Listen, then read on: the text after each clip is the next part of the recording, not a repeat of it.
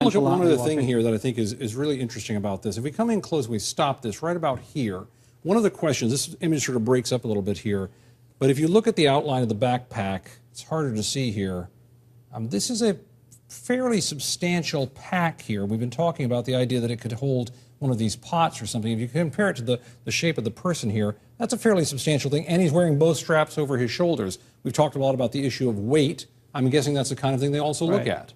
And the other backpack, the other individual's carrying, looks heavy too. So one of the things that, we're not clear from these videos, we're kind of thinking that maybe they've already planted one of the devices and maybe they're walking away, but it could be they haven't planted either one yet. Maybe they're going on their way to plant one and do that, and then go to the other location and plant it and walk away, and then both go off later. Sure, so we have no sequence. Or they've done one, then they're on their way to put the second one. So we have no sequence here. Here's that second pack we talked about. This bag here also appears to be hanging off the shoulder. Same thing. It's also shouldered here, and if you look at the dimensions of the bag, this bag would look somewhat smaller, but if you sort of trace the architecture of the bag, you get a bag about this big, which is, again, it seems to me plenty big enough to hold this kind of pot we've been talking about. Right now, you could have both of these individuals carrying both devices, having not having planted one or the other yet. So they might be on their way to one location, set one down, go to another location, set the other one down. They're both carrying,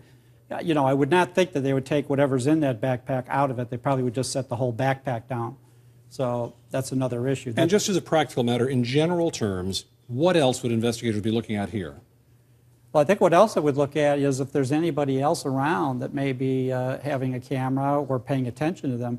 But you look that they're walking down the street, you don't see them turning anybody's heads, you don't see them, people go about their business doing other things even as they walk by. And we don't see any sign of them interacting with anyone or, for that matter, watching the race, which is happening right here. You can see all the runners going by right back there. No, that's true, but we have, how many of these other people are also ambivalent to the race? I guess they're sort of standing around looking around. So in other words, they're just like everybody else. The assumption other people might have is they've already seen their person, the person they're here to watch, go by, and maybe at this point they're on their way to the finish line. Sure, so to meet like somebody. A lot of it, like anybody else walking down the sidewalk, the same sort of thing. The reason for them to be there is over. They're walking away to go home. And our timestamps here show a variety of times, but around 13, 15 minutes before the blast actually occurred. Anything else in particular they're going to look for here? Obviously clothing, things like that. They're wearing hats that have certain insignias on them. I'm guessing that that's of attention. Let me bring this back to the video. We'll keep playing this whole time.